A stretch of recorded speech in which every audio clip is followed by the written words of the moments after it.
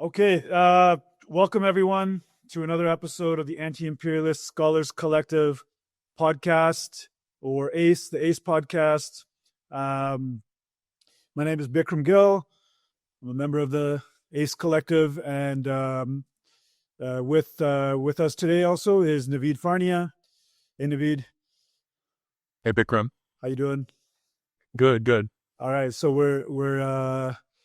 we're cooking now. We're thinking episode 3. I think it's our 3rd episode formally, and so I think we have some things we're gonna get through today. In many ways, kind of continuing on with some of the discussions from previous episodes. Like we have we'll talk about what's happening in Venezuela. Of course, I'm sure folks are seeing what's going down. I guess not just Venezuela. It seems like the entire region around Venezuela, Latin America and Caribbean, is kind of in the crosshairs right now. So I think it's important for us to return. That's something we've talked about in the last 2 episodes. So we'll return to think about the significance of that in relation to imperialism, anti-imperialism. Other things we'll talk about today. There's some really interesting data that's come out about the U.S.-China so-called rivalry. Thinking about what that means again with this imperialist, anti-imperialist framework, but some data that's come out in terms of oil versus renewable energy that I think is quite revelatory about not just the structure of world order and the international system, but the transformations that it's undergoing.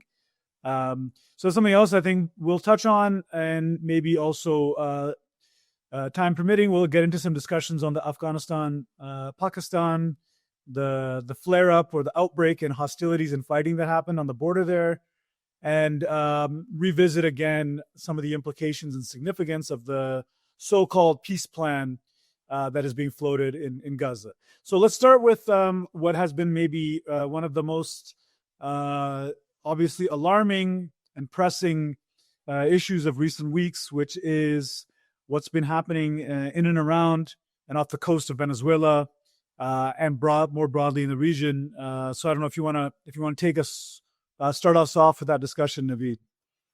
Yeah, absolutely. As we've discussed, the U.S. is engaging in a massive military buildup in the Caribbean region, which indicates the level of what you mentioned, that of the regional involvement in terms of what's going on with Venezuela, right?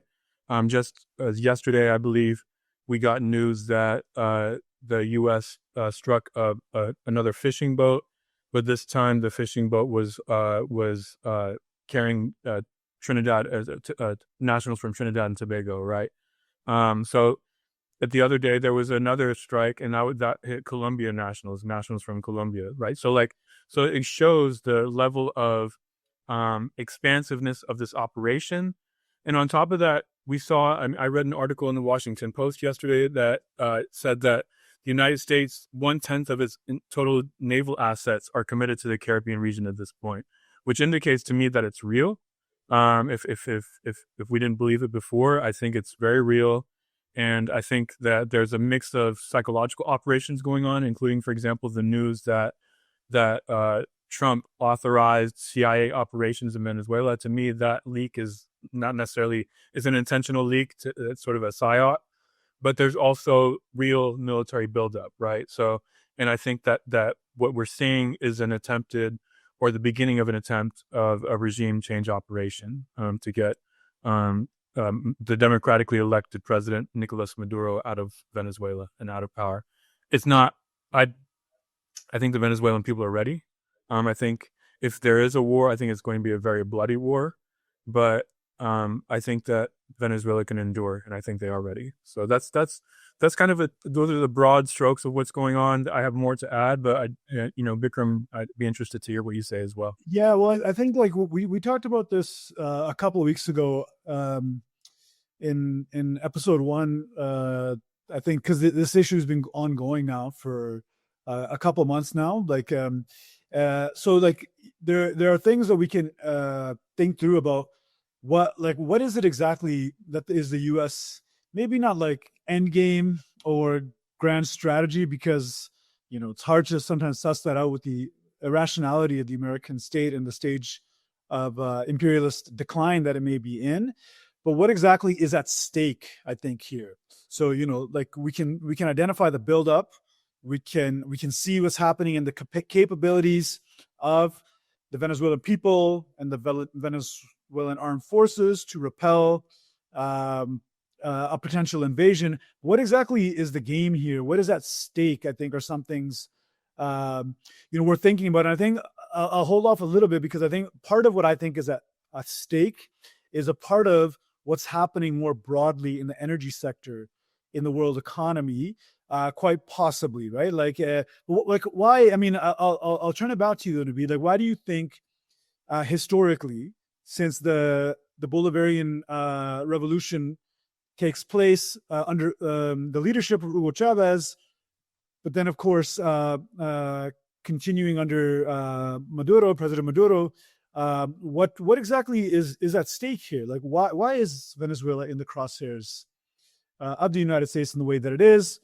and what is at stake in anti-imperialism, for anti-imperialists, considering solidarity with Venezuela in this context? Yeah, absolutely. I think to the first question, I think there's multiple answers there, right? So like I know there was a clip that came out a few weeks ago of a Southcom military commander. I forget the name of the commander, a woman who talked about how the mineral richness of Latin America, not just Venezuela, but the mineral richness of Latin America is a national security interest for the United States, right? So she talked about the lithium triangle, I believe in Argentina, Chile, and I believe Peru, if I remember correctly. And then she did talk about like the oil and gold and copper of Venezuela, right? So there's a real, it's clear to me that what the Trump government, the U.S. government is doing around the world, whether in Central Africa, whether in West Asia, whether in, even Southeast Asia and South Asia as well, it's about the minerals, right? Even in Ukraine, like and Trump has been clear about that, like signing minerals deals with Ukraine, signing minerals deals with DRC, right? So I think that is a major aspect of it. I think the other aspect of it, and it's perhaps in this sort of tradition of the Monroe Doctrine, is the effort by the United States as it's sort of receding in the global landscape, particularly in Asia, right? It is sort of consolidating in its own hemisphere.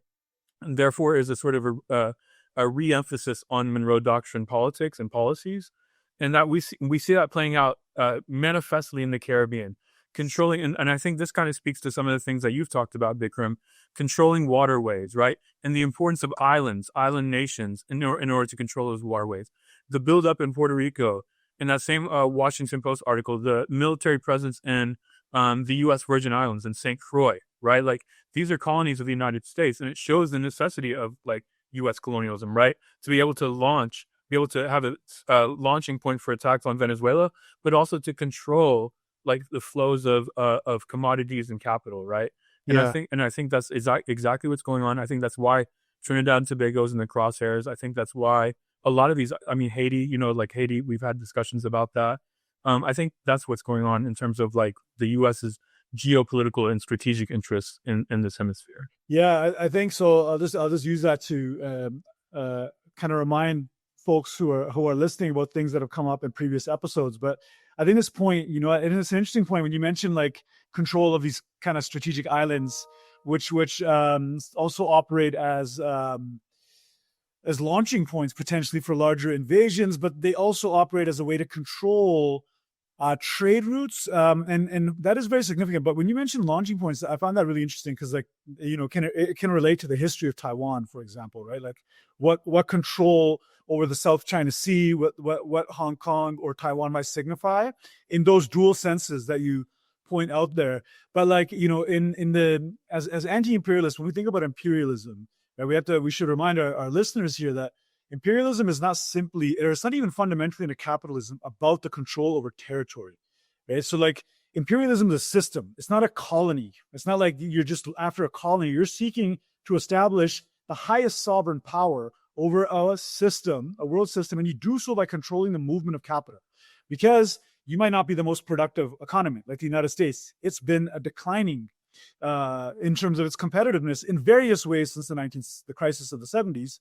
But it reimposes its ability to do something very key for imperialism, which is to impose prices and set prices to generate a value drain, right? So like if you control the flow of things like oil or other core commodities, then you have a power you can project against China. You have a power you can project even against your so-called allies in Europe, which can allow you then to set prices in global trade, right? It can allow you to force others into. So I think like that Monroe Doctrine thesis is interesting, right? Like the fact that you're not able to achieve your objectives elsewhere, so it's a retreat kind of back into. And I will say, I will add, Bikram, like these kinds of discussions, these kinds of discourses with respect to imperialism, they actually even predate the United States, right? Like the transatlantic trade in enslaved people and the triangular trade that stemmed from that, right, was about the same thing. Which European empire could control navigation, particularly in the Caribbean region, right? Yeah. And so this is why the Caribbean region is so world historically important, because it is a sort of embodiment of where capitalism is at, and also where imperialism is at. Like who controls the Caribbean region? In many respects, controls not only the hemisphere but also has a major stake in what's happening on in global capitalism, right? So with respect to the flow of capital. No, I think you're right. I think like the long history of capitalism and imperialism shows this shift from like Dutch control over finance and trade routes and British control, eventually American control, right? And how that has tied to histories of more direct colonialism. So yeah, I think this is a key rule of the imperialist system, that maybe what we're seeing now in Venezuela, like we've talked about, is like perhaps the inability for sanctions to squeeze in the way you're expecting them to squeeze a Venezuela, right? Or the Islamic Republic of Iran earlier this year, subject to warfare, because you're seeing the limits of a sanctions strategy, which effectively means has the same aim, right? It's seeking to, by imposing a capital strike, a technology strike, right? It's like saying this is going to impact your very productive power in oil extraction and production. So you're seeking now to force Venezuela to restructure its economy so that the control over the flow of oil remains with Washington, like it did before the Bolivarian Revolution. But sanctions maybe are not achieving that. Like it's definitely the maximum pressure on Iran, and then what Venezuela's experienced since 2017, it has an impact. But this year, Venezuelan oil exports started rising again to China, right? So do we see like this alternation, right, between an economic imperialism with a sanction strategy working with a military one, right? But maybe this switch between sanctions and military intervention. Yeah, absolutely. There are times in recent history, where sanctions produce the conditions for military intervention, right? And there are times where military intervention sort of coincides with economic warfare, right? What we talk about in terms of hybrid warfare specifically. I also want to piggyback off of something that you said earlier, Bikram, about like the control of these islands, and you brought Taiwan into the discussion, right? I think it's also necessary to point out, for example, in Yemen, it's the same thing, right? Control over the Red Sea. And, I read an article, I don't know, a couple of weeks ago about how like the U.S. and the Emiratis are controlling several small islands off of the west coast of Yemen and close to Bab el-Mandeb, right? And they're sort of using those islands as a spear, as a sort of launching point, not only for operations, but also like intelligence gathering and these kinds of things, right? And the reason why I bring that up is because there's an island called Bonaire, which is actually a Dutch colony to this day, that, people, the indigenous people of the island, the residents of the island, are largely being displaced by European settlers. And a lot of the discourse that I've heard around, for example, Bonaire, is about, it's being very close to Venezuela, is that it is a strategic strong point for the United States and its ally, in this case, the Netherlands, to engage in whatever kinds of intelligence, covert operations against Venezuela, and also to control trade and these kinds of things, right? So I think there's all kinds of factors that are coming into play here that we see sort of congregating together with what's happening in Venezuela. So we can get a sense then, like what's at stake for imperialism here, in a way, right, is the maintaining or reestablishing a certain power over trade routes, right, over choke points to impose policies on Venezuela to achieve regime change. Whether now regime change or not, the objective is to control, let's say, something like a core energy source. But what is at stake for anti-imperialists here? I guess that's another question we can ask, because there's this move that was made by the Nobel Peace Prize Committee. Now, the name of the winner, I don't know if you have it handy. I don't have it off the top. It's Maria Corina Machado. Maria Corina Machado, right? So Maria Corina Machado is given the Nobel Prize, and of course, just recently, I think the Zionist entity, the genocidaire in chief there, Netanyahu, I think, just released some call out or readout of a call with it's Maria Corina. So what's the last name again? Machado. Maria Corina Machado. A readout of the call, right, where this so-called Peace Prize winner is congratulating this genocidaire in chief for the genocide, but trying to repackage it, obviously, in other terms. But I think, although that's very blatant, there's clearly something the Nobel Prize Committee is trying to achieve in not simply advancing the aims of imperialism, but relatedly, like we talk about economic, we talk about military, we think about ideological, the ideological leg of imperialism. What are they trying to do here? What are the risks in terms of metaphorically disarming the intellectual tools that anti-imperialists have here to speak back? So yeah, what's at stake for anti-imperialists in Venezuela? And like, what is the game with this Nobel Prize winner? And have you seen already evidence of like the confusion we saw in Iran happening with Venezuela? For sure. I mean, I think like was it Zoran Mamdani, right? Like this candidate who is beloved as a social democrat in New York for the mayoral candidacy of New York, right? Campaign in New York, came out. I don't even remember what day it was, calling Miguel Diaz-Canel of Cuba and Maduro dictators, right? Under pressure from reactionary outlets and folks here in the United States to do so, right? So that confusion is absolutely coming into play. And one of the things that we talked about, like to remind our listeners as well, last week was actually about the Nobel Prize and the role that it plays. And one of the things that I said, for example, is that the Nobel Prize to me is a psyop, right? It's a psychological operation to produce the sort of ideological, as you mentioned, Bikrum, the ideological grounds for engaging in material action, right? So I think that's absolutely coming into play here. We talked about last week, in 2021, I believe, a Russian dissident was given the Nobel Prize. That was before, the Russia's special military operation in Ukraine, setting the ground for NATO to increase operations in Ukraine, right?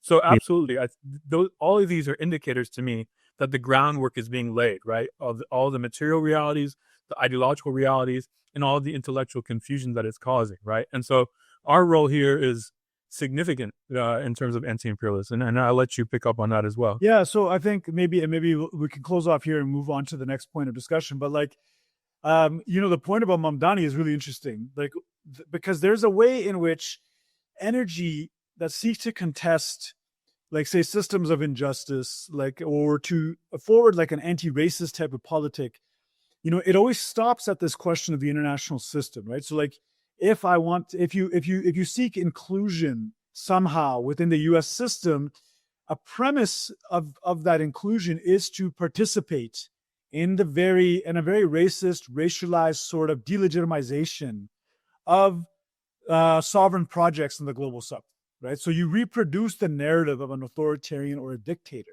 And that's actually the highest level, if you think about it. That's really where Western racism operates in terms of delegitimizing sovereign projects, because they can accept you as a non-sovereign, but can you maintain that position when it comes to projects of sovereignty? So what's at stake here, and like what Zoran Mamdani did was absolutely unforgivable, right? Because it's like the political utility doesn't exist. There's just nothing he's going to gain from throwing Venezuela. In fact, you can gain more because you can demonstrate, well, what is the threat? Why not turn it into a conversation? Like, what is the threat that Cuba poses to the U.S. political elite? What does it signify? Sovereignty, but also access to public goods that American people don't have access to. Venezuela using something like oil for broad social purposes for the betterment of its people. But I think, yeah, what's at stake for anti-imperialists here very much is about defending projects of sovereignty.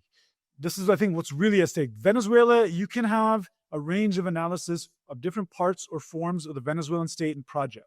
But what really is at stake here, as was with Iran in the summer and elsewhere, is the sovereign right of a people to utilize their resources for what we'll say in the literature, like autocentric development, right? So are the surpluses generated from Venezuelan oils being recycled into the reproduction of Venezuelan society, or is it serving other ends? So I think that's really what's at stake here. And yeah, maybe we can shift quickly into a discussion now. Yes. Let me say one quick thing, Bikram, sure. to something you said, because it adds to the perverseness of someone like Memdani, in which that, so in the same vein that he's saying these things about Miguel Diaz-Canel and Maduro, he's also quoting, I think on the same day or the day after or whenever, like soon, he's quoting Thomas Sankara, right? Like he's in campaign speech or whatever, right? Yeah. You know, did he have anything to say about the Alliance of Sahel States or Ibrahim Traore? No. But he's quoting someone, a revolutionary who was assassinated almost 40 years ago, because that person is safe to talk about in sort of, in, you know, even a liberal and enriching kind of way. Whereas Maduro, Canel, Cuba, AES, Venezuela are active enemies of imperialism, right? And I think that is another layer of perverseness and racism to it that I think we should really consider. Right. Yeah. And you know this reminds me a few years ago. I think 3-4 years ago, there was this whole brouhaha, like all these academics getting pressed because the New York Times ran a piece on Haiti, the Haitian Revolution, and it felt like there wasn't enough acknowledgement of certain scholars who had worked on this, but there was nowhere in this a discussion of contemporary Haitian anti-imperialism or what's happened to Haiti since 2004. So I think, yeah, those are necessary things, signs to watch out for. I think, like signposts, right? Like where to stop, and you know, as Marxism will direct us to do sometimes, like look at what's underneath at that time, right? So like one thing that we talk about here when we're talking about Venezuela that opens up to broader discussions actually around the world economy is this rule of imperialism that we mentioned, right? That what's really important is not necessarily sovereignty over territory, sovereignty over the flow of capital and the flow of core commodities. And what's been really core to the US era of imperialism, US-led imperialism, is oil. And like you mentioned, this is not new to the US-led imperialist order. The history of capitalist imperialism, the leading imperialist state will always be the leading imperialist state because it is the imperialist state that is able to both generate and circulate the key energy input, whether that's coal under the British or oil under the Americans, right? So oil has played a key role in preserving and reproducing US power. We know the story of how oil backstops the US dollar, right? Without that relationship, without the US dollar relationship, that dollar oil relationship, the United States would not remain in the even competitive advantages it has over its allies like Japan and Germany, let alone the financial power to exercise over the global south. So I know I mention this all the time, but I just want to remind, this is not about owning oil, right? This is about control of, so you don't have to own Saudi oil. You don't have to own that. That can be owned by Saudi private or state companies. But access to that oil by the rest of the world comes through US power, right? That's the basis of US imperialism.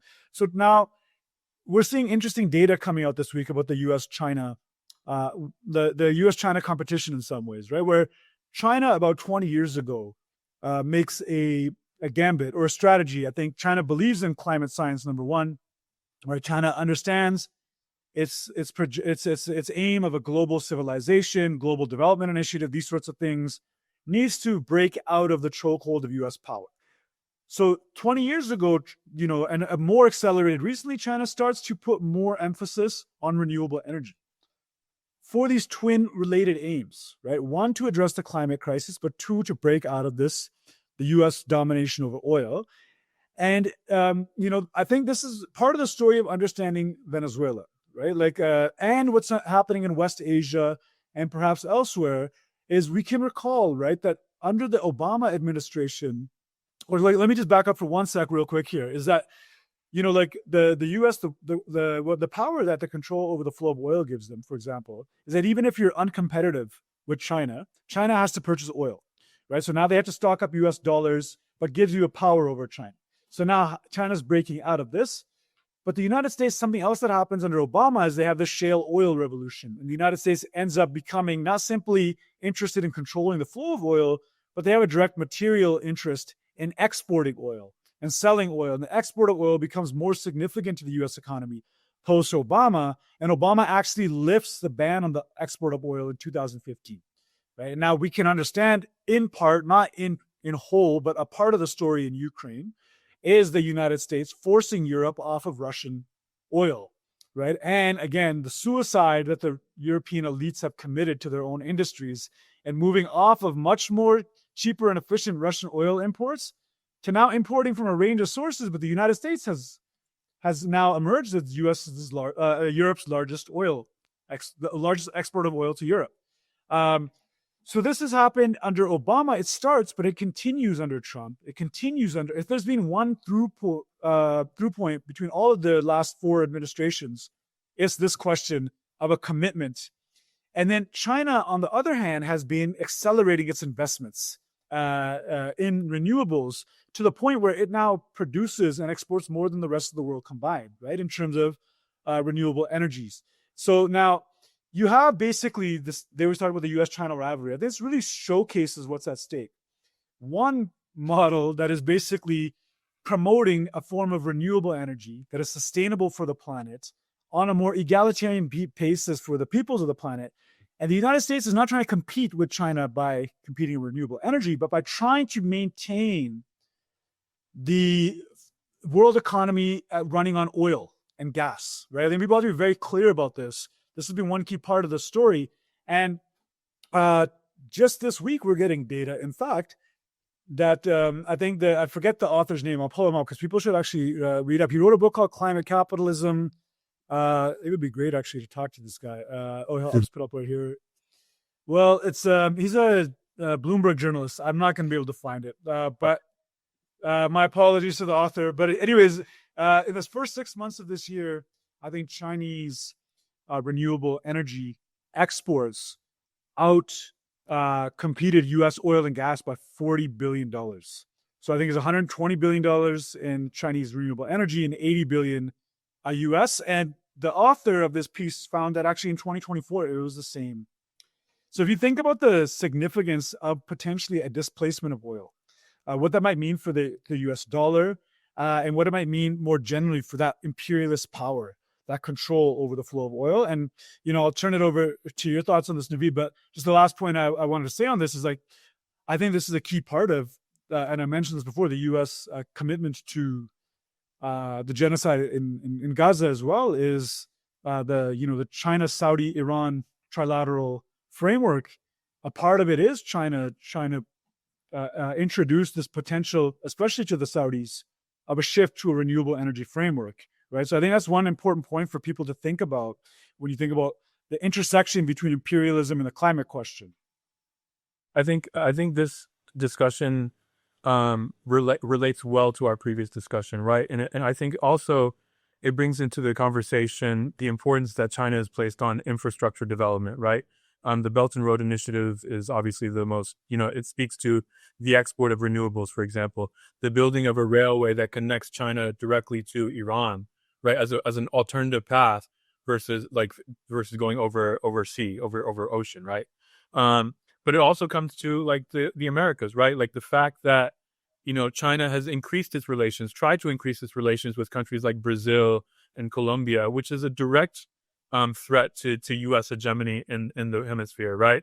The fact that Trump comes in and he emphasizes, essentially calls for taking over the Panama Canal, and in response, the Panamanians say that we are severing, our sort of relationship with the Belt and Road Initiative and China's sort of access to, at least mitigating China's access to the Panama Canal, right?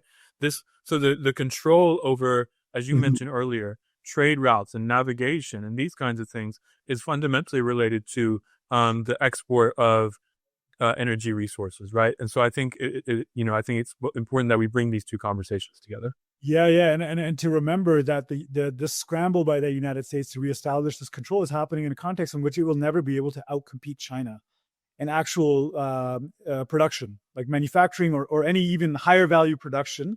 So what you can do potentially is control these trade routes, right? To control the flow of goods. That's a power. And it's interesting, the Panama discussion here. This has been something the U.S. has been trying, on the African continent and elsewhere, is to try to get countries to move away from China. But you know what? I don't know what's going to happen in the Americas and in Panama, but what's happened elsewhere, like Zambia, for example, this puppet American government comes to power in 2021 under Hakainde Hichilema. But very soon after, this anti-China government actually ends up going back to China because they're not getting the productive investments, because the U.S. or the West just doesn't have the means to compete with China in that way, right? So it'll be interesting to see how that plays out. Yeah, and I think, to me, that outlines, for those who talk about, for example, quote unquote Chinese imperialism, that, like, the ridiculousness of that. It shows, like, the difference between U.S. imperialism and Chinese foreign policy, right? Chinese foreign policy is in investing in other countries and investing in development, versus U.S. imperialism is investing in the active underdevelopment and destruction of the very same countries that China is developing relationships with, right? So this is another point of distinction why we as a collective are clear on China and also Russia. We won't talk about Russia right now, but that's why that is our position, and we're firm about it. Right? Yeah. So I think the question around is interesting on the climate question, right? Which has become a little bit on the back burner, of course, understandably so. But I think on this question too, it's very revealing. What China has been able to achieve, right? And so, like it should pose the question to people: is it simply the same? China's just informed by the same logic of capitalists and whatever. But then, how do you account for China shifting so much of its energy grid so rapidly from coal to renewables, right? In such a way that nobody really saw it coming, right? And that it's played such a major role in this shift that I think it's something that to keep in mind as well, because people have wanted to address this, but materially we're seeing which forces are actually addressing this question. Yeah, absolutely. And I think the last point that I'll say about this is that, for example, China, I believe, has more windmills than any country in the world, right? It's obviously a huge country, but nonetheless, like, it invests in wind, like wind resources, wind energy production, right? Because the Chinese have invested in or invested in maintaining agricultural production, they start to build solar panels on waterways, like on top of water, right? So, like, it shows the level of investment in alternative sources of energy that again, like, the United States is incapable of shifting its investments and sort of intent because of the the relationship of monopoly capital to the state itself, right? Yeah, and I think that's so. Yeah, I think it. Something that I had briefly mentioned, and I want to briefly talk about it now. I know you guys talked about it last week, but maybe just a couple of words on the peace plan, the supposed peace plan being floated in relation to Gaza. Because again, I do think, like, a lot of what we're talking about right now in the West Asian region too, like you have this proposal by China to integrate Iran into the region. It's not just a Chinese proposal. I should be clear. Like, there are other, like, Iraq was involved, and I think I don't know if it was Oman or other countries at the time are involved in trying to have an understanding, a détente, to bring the war in Yemen to a close, which again threatens that oil-dollar relationship. And this is where we see the role of the Zionist entity in U.S. imperialism, right? How it projects military power to keep the Saudis in line. I think that's not just the Saudis, but I think there's a way Zionism projects power. Because after the 1973 war, it's after that the Saudis are already a client state, but it's really after that OPEC question takes on a different character in relation to U.S. imperialism. So, even still today, you see the role that the projection of power through Zionism plays in this formula of controlling the flow of capital, of flow of oil into and out of the region, which Ansar Allah in Yemen has actually really challenged. You're correct. So this peace plan, when you see what is actually, and I know you guys talked about it last week, so I don't know, like, what were some of the main points? I don't want to, like, I haven't seen the episode, but I have some obviously points I wanted to bring up in relation to it, but Yeah, no, I'll briefly lay it out, and then I'll kick it back to you.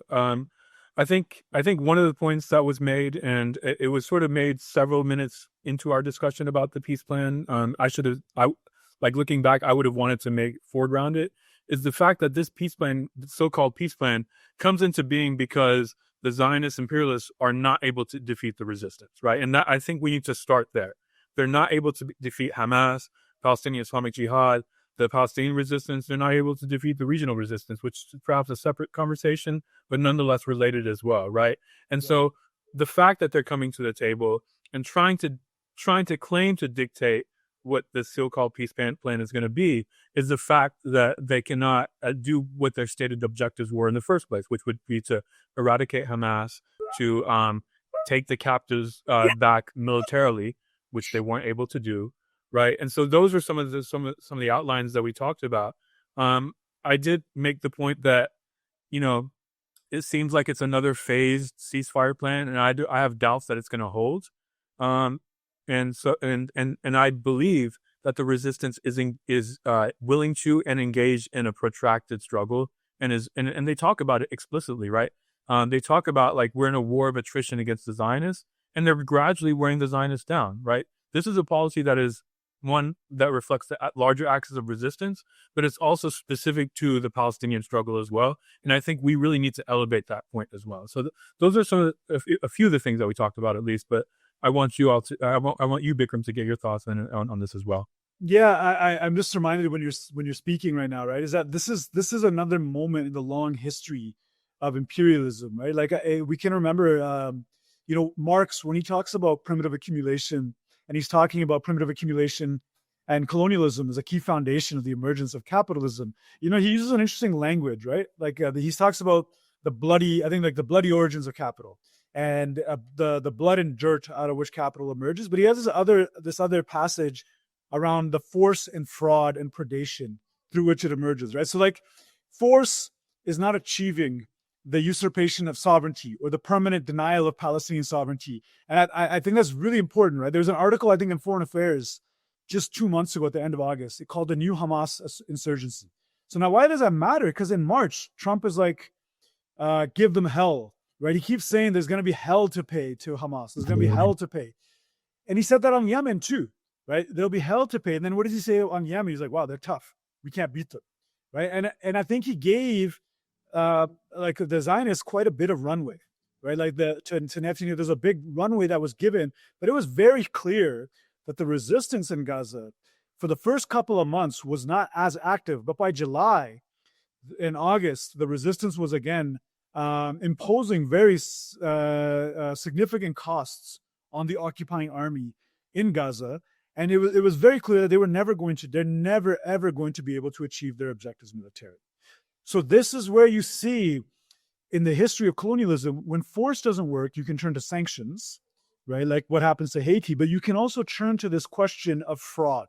And this is where we think about diplomatic fraud, fraudulent treaties. We know in the history of the Americas, the question of not just broken treaties on the African continent, you try to impose terms, right, that you couldn't achieve through this military. So now, what are you doing? You're wanting the Palestinians to sign away their sovereignty, right? This is the terms of the peace plan: is Hamas must lay down its weapons, and you're pretending that you're doing it in the interests of the Palestinians. Like Macron has tried to present himself now as a peacemaker, but he cannot shut up about disarming Palestinians, right? He just, like, every speech, it's just like Hamas has to go, Gaza must be demilitarized. Hamas has to go, Gaza has to be demilitarized, right? And the puppets in the West Bank, Abu Mazen and the Palestinian Authority, they're playing this game too.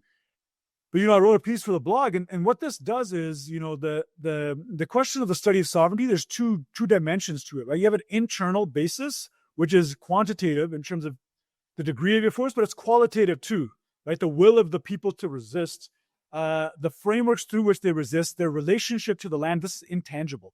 This is why, I mentioned a quantitative and qualitative internal basis of sovereignty. there's an always, you can't get away from external recognition, but the external should always follow the internal. The internal should command external recognition. But right now they're trying to impose a reverse, right? Where this is the history of imperialism. We will recognize you as a sovereign. It's not real sovereignty. That's just the West Bank type of quasi fake, but put down your arms. What is this, right? So this is what you can see they're trying to impose in order to continue to project power through Zionism across the region, to continue to impose the exclusion of the Islamic Republic from the region, to uphold a US-Saudi Zionist framework rather than what we're seeing that was possibly emerging through Yemen with the Saudis and Iran. But what we're seeing at the same time on the ground is significant. This is what I will say. The war of attrition, what we're actually seeing is the resistance on the ground doing what the imperialists want to do to the resistance. They're doing that to the collaborators, right? Like, you can say what you want, but are you going to walk into Gaza and disarm the resistance? Are you going to go into the tunnels in the way that the resistance in Gaza right now, the Qassam brigades and their allies are actually disarming the collaborators? And they're actually saying to them, you have a chance at amnesty. Like, they're actually demonstrating real sovereignty, maybe on a micro level, but I don't think that's insignificant, right? This material question, the way it's unfolding, and there's a refusal to even countenance this International Board of Peace, right? So, like, on the one hand, we're having bluster and an attempt to isolate the Palestinians. And I think that's the risk. But then on the other hand, I think what we can take something from is the Palestinians understand what's happening very clearly. The resistance they've returned to that internal basis. We see that on the ground in Gaza. Yeah, 100%. I was actually going to raise that exact point in terms of what Hamas and the resistance are doing with the collaborators on the ground right now, right? Like, it's the exact opposite of disarming, right? It's actually disarming the collaborators, disarming the enemy, right? Which is why, like, this, for me, this one, I mean, obviously the major aspect of the ceasefire is to let the population breathe, right? To get aid and food and water and other forms of aid into Gaza, right? Like, that's one of the first things that we mentioned last time as well, is to just let the population breathe. Because if we're talking about a guerrilla movement, right? A guerrilla movement breathes through the population itself. Like, if they're like fish swimming in the sea, absolutely, they breathe through the population. But what happens when the population can't breathe? And so this is one element of fighting this war, is to find ways to let the population that supports the movement to breathe as well, right? Right. But the other aspect that about the ceasefire is exactly this point about the collaborators, right? As the ceasefire is going on, the resistance is doing the work and laying the groundwork for the next steps for if and when the war against the Zionists starts again, right? To disarm the internal collaborators and to defeat them in order to better position themselves moving forward, right? Yeah. One last thing I'll add conceptually to your point, Bikram, about like the relationship between the internal and external, right? This is, again, a conceptual comment, but I think it's relevant. Michel Roth-Triot has a book, and we have critiques of him, but nonetheless, he has a useful book called State Against Nation. I think the origins of the Duvalier dictatorship, right, in Haiti.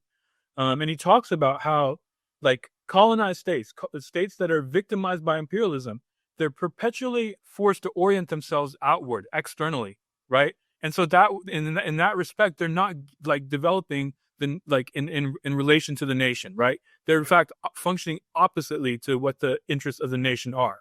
And that is precisely what these imperialists are trying to do right now with the so-called two-state fiction or non-solution or whatever you want to call it, right? Yeah. So I think we need to be clear, and I think you are clear about that very much so, Bikram, in your writing and also in your comments now, that this is an attempt by the imperialists to sort of disaggregate the Palestinian resistance from the national interests of the Palestinian people. Yeah, exactly. It's an attempt to, I like that word, disaggregate or fragment, right? Yes. And the whole point of Al-Aqsa flood was to unify. You know, and actually it's really important to remember that Sinwar, Yahya Sinwar, he mentioned about the unity not just of the Palestinian nation, but the Arab and Islamic nation, right? So he's thinking about a regional unity as well. And what Nasrallah too. Nasrallah too, yeah. Yeah. So, he identifies the Palestinian national project as really core, a keystone almost to unifying the region, right? And like it's key to fragmenting it and potentially unifying it. But what's at stake right now is they're trying to fragment, and Al-Aqsa flood was seeking to unify, right? And so I think like that I would very much agree with that point. And I think for people now what's really important to understand is globally, there's an importance to keep this element alive as well. So this question of solidarity, now this question, we see the two legs of imperialism, we can see the two legs of anti-imperialism, or the three legs if we include the ideological one, but there's a military resistance capacity. Now, imperialism joins its military force with an economic sanctioning capacity. Now, the popular forces across the world, the tool we have at our hands that people have is BDS, the boycott and the refusal to normalize. So there cannot be a peace plan that achieves its ideological aim of renormalizing Zionism. But now is the moment to continue to push forward to expose it, because Al-Aqsa flood was a moment of exposure of Zionism in the West for what it is. So now to continue with BDS, and that matters material, right? It matters to like you're saying, to breathe, right? So if Palestinians have been reaching their hands out to us as academics, as trade unionists, as whatever, can you stand with us concretely through BDS? Yes. Well, now is the time to show. Well, there may be a pause, but now is the time to really show and bring BDS to bear even more powerfully, to give more space of breathing, to give less space of that to Zionism, more to the Palestinians. I think it's a really important moment. And then for people to stay engaged, I think with things, it may not strike as immediately political, right? But like the fundraisers that people have been doing, we know aid is going in, but still, what can we do to stand with a steadfast people as they prepare and continue in this long struggle for liberation, which is for the region, but also for the world, right? It also matters for us. So I think to keep kind of that energy up as well. Absolutely. Bikram, I know you have to go pick up your dry clean, but do you have like a couple minutes to talk about I actually don't. I don't. I stopped looking at the time. Like the Afghanistan Pakistan conflict, maybe like 3 minutes. I think 3 minutes. Okay. Yeah. Go. You make your points, and then maybe I'll wrap up while you go take your dry clean. Okay. All right. You want to wrap us up? Yeah, I can wrap this up. Yeah. Yeah. I mean, so I guess we saw an outbreak in fighting that's been kind of brewing anyhow for some time between the Pakistani army and Afghanistan, right? Like the Afghan army, like actually a state-to-state, an interstate conflict, where we are seeing this wasn't even minor skirmishes, right? I think there were hundreds killed, if not more, along the border.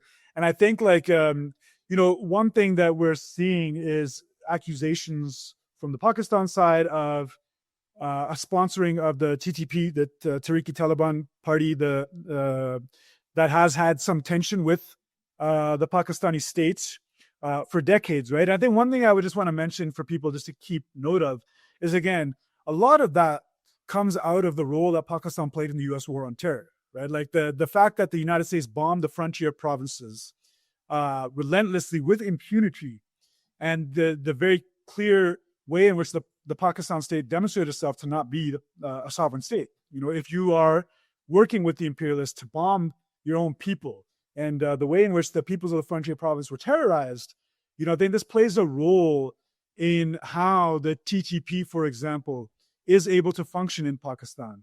And it's just a question to understand how is it able to activate forces out of which regions, whether or not it is being armed from abroad or whatever, or however you want to understand them. You have to understand it also in relation to this logic of the war on terror. And in the same way we understand the Sahel as coming out of the invasion of Libya, right?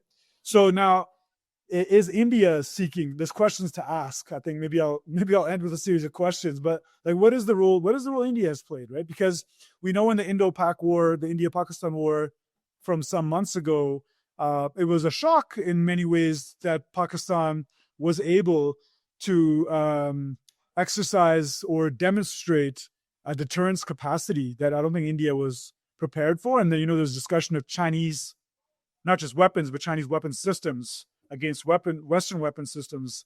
So what role is India playing in relation to the Taliban in Afghanistan? These are questions that seem slippery and not really coherent. And I know you wanted to discuss something really interesting. This question, I hadn't thought about it this way, but you posed it as these fence-sitting states. What is Pakistan, right? Because we looked at the war, and okay, they're using Chinese weapon systems, but then they're nominating Trump for the Peace Prize. It reminds us maybe in some ways of the Saudi state, right? And do we have the conceptual tools at hand to grasp what's happening in Pakistan, with Pakistan, or like with the Saudi, right? Like, are there elite fractures in the military versus certain parties? Are we seeing like which way is Pakistan trying to go with that? I think clearly attacking Afghanistan because they're feeling maybe that some hostile forces are trying to undermine the security of the state. But yeah, how that fits, these are questions I think worth interrogating. And also, yeah, how might this be related to the previous war between India and Pakistan? I would like to hear your thoughts, and then I'm going to run. Okay, yeah, absolutely. I'll be quick. I'll try to be quick on some of your questions, and then maybe I'll lay out some other stuff after you run. Okay. I think actually, so I think the short war between India and Pakistan is fundamentally related to what's going on with Afghanistan and Pakistan. I think it's also related to Thailand and Cambodia, and I'm looking at this from an imperialist perspective, right? From the U.S. perspective. I think what the U.S. is trying to do in Asia, particularly in these areas around China and to a lesser extent Iran, is to get a sense of the military capabilities and strategic capabilities of each of these states, and then try to determine how it wants to orient itself in relation to these states vis-a-vis China, right? So if we're thinking about before the India-Pakistan short war a few months ago, right? A lot of the discourse coming from the U.S. and from Washington was pro-India, but now all of a sudden, once Pakistan shows strength during that war, using Chinese weapons, right, anti-aircraft weapons and so on and so forth, right? Now a lot of the discourse is, the U.S. establishing closer ties with Pakistan. So Right. I think a lot of this is about the U.S. determining who in the region should we sort of forge closer ties with in order to undermine China, right? If you want to run, I do have a couple of other comments, but if you want to stay, or you, Are you going to be like 2 minutes? I'll be 2 minutes. I'll be 2 Okay, minutes. yeah. I'll stick Okay. around. The other thing I'll say about this is that nobody's really talked about the internal dynamics of Pakistan, and by no means am I an expert on Pakistan's internal politics. But if we remember, right, during the first Trump term, he actually had pretty good relations with Imran Khan, right? And Imran Khan is now in prison. So if I'm the Pakistani government, I'm seeing this, right? And I don't want the Trump like meddling in our domestic affairs like he's doing in Brazil with Bolsonaro. And so I'm doing these little things like nominating him for the Nobel Peace Prize. I'm doing maybe some symbolic things and maybe some actual real material things in order to, reinforce ties with the United States, while at the same time not sacrificing any ties in relation with China, right? And so like that's what we talk about like when we say fence sitting, in my opinion, right? The Right. last thing I'll say is that a lot of these wars are, it's interesting to see that there are border conflagrations, right? And what does that mean for these regions, right? One of the news items that I saw today is that Afghanistan, its government, has said that Iran has offered to mediate between Pakistan and Afghanistan. Which for me, if I'm like, I think Iran that would be a very strategically astute move to make, right? Because if the U.S. is trying to sort of fragment these countries and sort of meddle in the affairs of these countries to get a sense of what's going on, then one way to sort of counter that is for Iran to ramp up its presence diplomatically. And I think that's a very strong move if in fact that's what they're doing. So yeah, I can wrap up there. Yeah, I mean, okay, I'm gonna say one last point on that. That's really fascinating to me, because one thing that really provokes for me, this question of Iran offering to mediate, in a way that we see other, attempts by other like states to mediate these. So you have these contradictions that are kind of not holdovers, but arising out of the structure of U.S. imperialism. Like the war on terror giving rise to maybe this conflict between Pakistan and Afghanistan, but even like in the Sahel region, some of the contradictions of of U.S. imperialism, the invasion of Libya, and how rising alternative security architectures you can see emerging to say, can you really resolve this through U.S. leadership, or will another framework help both Pakistan and Afghanistan see they have a set of common interests through a different framework, right? So that's something I think really that I was really thinking about as you were speaking, right? Is that maybe like the Saudis, when they're being bombed by Yemen, when they're being not bombed by, but in their attempts when they're bombing Yemen, and the U.S. strategy doesn't get them anywhere. Like and then there's a regional response with China, Iran, that offers a different path. You know, that seems to be more in line with even Saudi interests, right? So yeah, that's something that was really peaked for me in what you said. And we should not forget, and this is the very last thing, we should not forget that Afghanistan is developing closer ties with China. I believe diplomatically, it's sort of reestablishing relations with Russia, right? And that's not like, I'm not making any sort of commentary about the Taliban or anything like that, right? I'm not going to say anything about that. But like, we need to be clear about the geopolitical ramifications of what's going on, right? Meanwhile, as you said, Bikram, with respect to Yemen, the United States is threatening to take the airbase back in Afghanistan that it relinquished a few years ago, right? So that's the different model that you're referring to, and we can wrap it up there. Yeah. Okay. Great. So, all right. Well, we got to everything we wanted to. My apologies for kind of rushing at the end, but yeah, the cleaners are about to close, and I need to get them before Friday gets out. So, yeah. All right. Cool. So thanks, Navid. That was a good discussion, and I'm gonna remember what my guy Sina tells me to do. Like, subscribe, follow, please, and watch out for. I think I might be wrong here, but who cares? Watch out for this on the East is a Podcast, our channel, and it may be on the East is a Podcast, maybe not, but you know, East is a Podcast is a good show, so check it out anyways. Yeah, so and check out. Don't forget to check out our blog, The Pen and Machete, and our socials are also at Pen and Machete. New issue coming out in a few days. New issue about to drop, and we have a newsletter that folks should subscribe to as well. So that wasn't very well laid out, but you know, I hope people got what they needed to out of that. So yeah, until next time.